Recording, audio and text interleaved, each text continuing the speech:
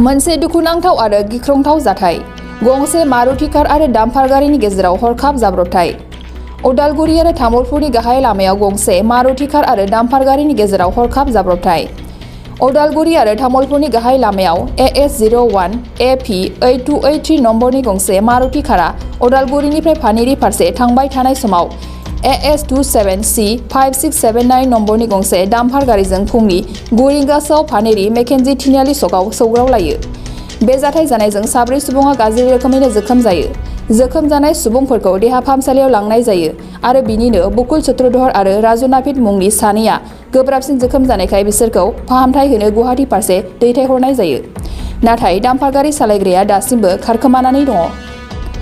मोनसे दुखुनांथाव आरो गिख्रंथाव जाथाय गंसे मारुति कार आरो डाम्पार गारिनि गेजेराव हरखाब जाब्रबथाय।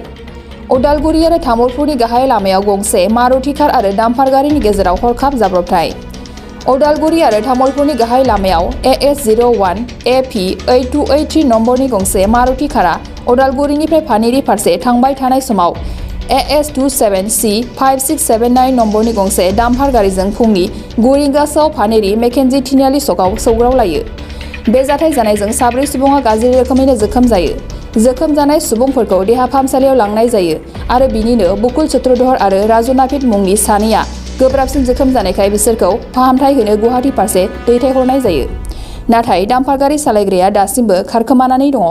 गोग्गो आदार जाग्रा सुबुंफोरनिसिम मोनसे गोजोनथाव खौरां। उदालगुरि जिल्लानि सिङाव थानाय मावरिया गामियाव मनाटिसा गावसुंथा हान्जानि सोद्रोमा हांमा ब्रह्म बिथाङा आसाम स्टेट रुरेल लाइभलिहुड मिशननि गेजेरजों खानस्रि हासार आरो गोबोर हासारजों दिहुनजानाय अर्गेनिक मैगं थाइगंनि गला बेखेवनाय जाबाय।